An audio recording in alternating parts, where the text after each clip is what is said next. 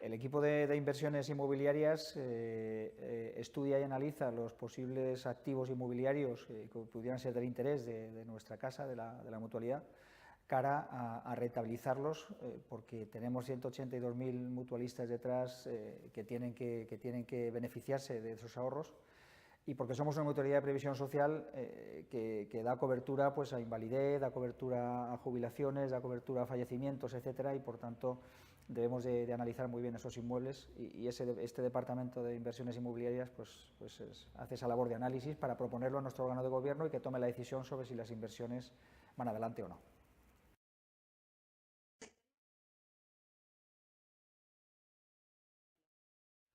Bueno, yo diría que dentro de todo el proceso económico de recuperación que ya empieza a notarse en nuestro país, el gremio inmobiliario, como yo digo, es el último que se va a recuperar.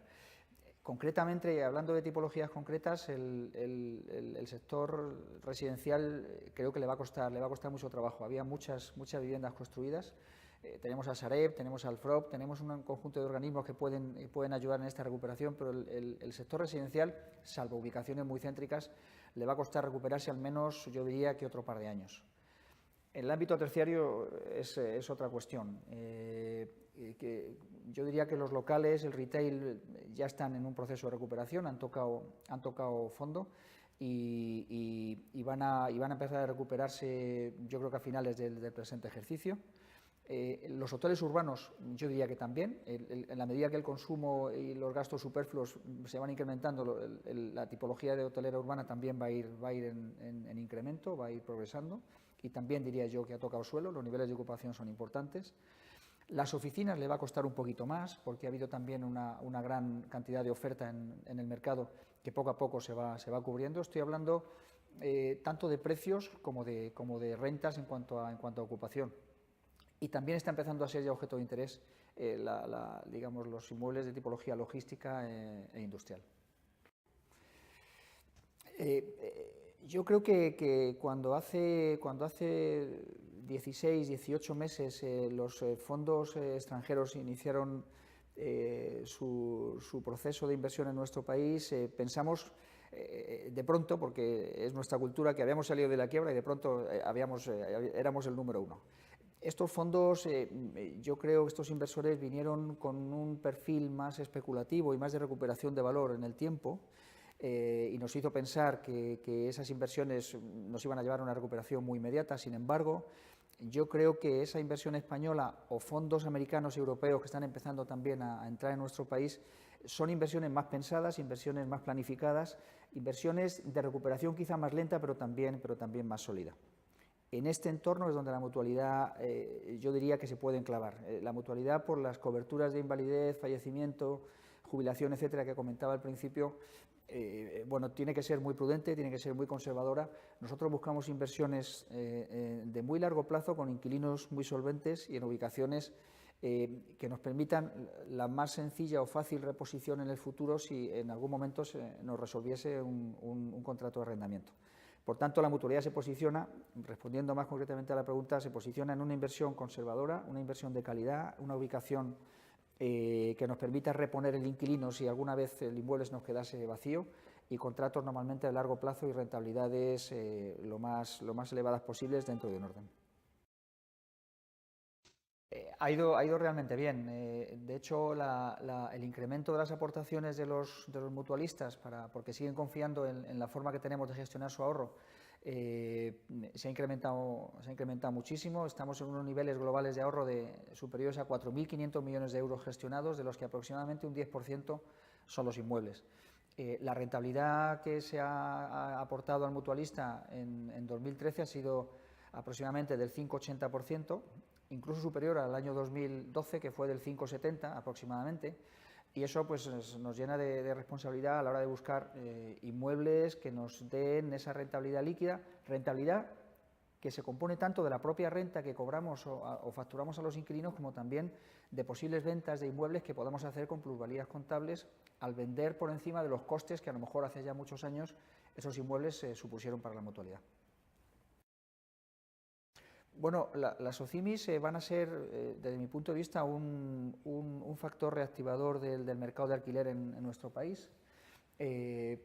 Fiscalmente, desde luego, tienen también ventajas, son todavía un poquito nuevas, pero el hecho de que el 80% de los rendimientos de capital, de los rendimientos de la SOCIMI, se repartan como dividendos, y también que el 80% del volumen de esas SOCIMI se tengan que destinar al alquiler, va a suponer una reactivación en un país como el nuestro, en el que históricamente ha sido la compra o la propiedad o la posesión la que se ha impuesto en el ámbito inmobiliario frente al alquiler. Nosotros y los irlandeses hemos sido los países europeos e incluso mundiales que hemos querido más tener la posesión o la propiedad que alquilar, y por esa vía el mercado del alquiler se va a reactivar. No digo desde el punto de vista de persona física, que eso hay que ver todavía cómo madura, pero desde el punto de vista societario y participativo del inversor privado, sí. Lo hemos contemplado, pero precisamente por la especialidad que necesitamos en tomar decisiones tan delicadas que afecten a la rentabilidad de nuestros mutualistas, no entra dentro de nuestra estrategia compartir esas decisiones con terceros. Es decir, formar parte de una SOCIMI al final supone una coparticipación en las decisiones y una toma de decisiones, digamos, colectiva, en la que nosotros preferimos no entrar. Nuestra estrategia se basa en edificios propios, edificios completos, donde tomemos decisiones de gestión, de compra, de venta, de inversión, etcétera, y lo cual no significa que en ningún caso y a futuro podamos descartar esta tipología inversora cuando haya madurado un poquito más en nuestro mercado nacional. En la parte que a la mutualidad o que al departamento de inmuebles de la mutualidad le toca como propiedad de los inmuebles, desde luego, como todo el problema está que no existe una conciliación entre oferta y demanda, no se hacen operaciones y por tanto hay mucho activo desocupado, transacciones que no se realizaban, aunque está empezando a recuperarse. Yo diría que como propietario patrimonialista lo que necesitamos es entender bien el mercado, en el sentido de no plantear propuestas, digamos, irreales. Por nuestra parte, lo que estamos intentando conseguir es conciliar voluntades con nuestros arrendatarios, intentar llegar y comprender cuáles son sus necesidades desde el punto de vista de condiciones arrendaticias, buscando rentas que puedan encajarnos a ambas partes. Es verdad que no puedes conformarte con cualquier propuesta que un arrendatario te haga, oye, si no me pones estas condiciones me marcho o resuelvo el contrato, pero sí hemos llegado a un punto de comprensión y conciliación con ellos. Por lo tanto, adaptarnos a las necesidades de los arrendatarios. Obviamente vamos a exigir en reciprocidad pues otras garantías, el reforzamiento de los contratos, etcétera.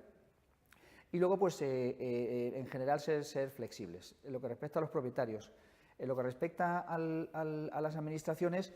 pues igualmente, ellas en muchas ocasiones son propietarias de algunos inmuebles, en algunos casos de carteras importantes,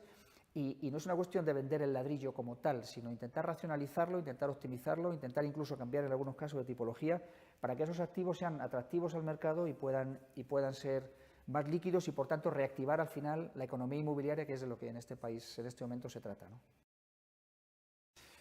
Pues lo que comentaba al principio, si las inversiones son seguras, te van a durar más, y te van a durar más en mejores condiciones. Es decir, si los inmuebles están en muy buenas ubicaciones,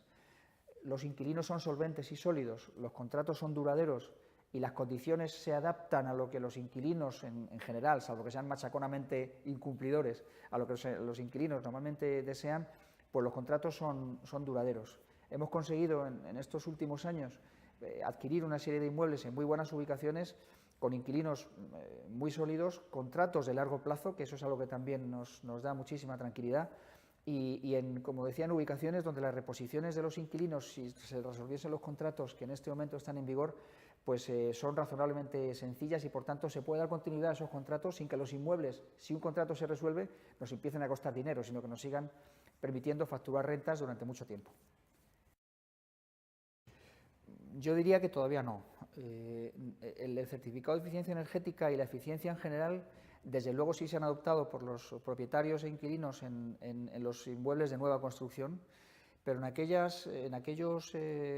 compañías patrimonialistas donde los inmuebles son un poquito más antiguos, así como los propios arrendatarios y los compradores de inmuebles, todavía pesa más el factor ubicación y el factor precio.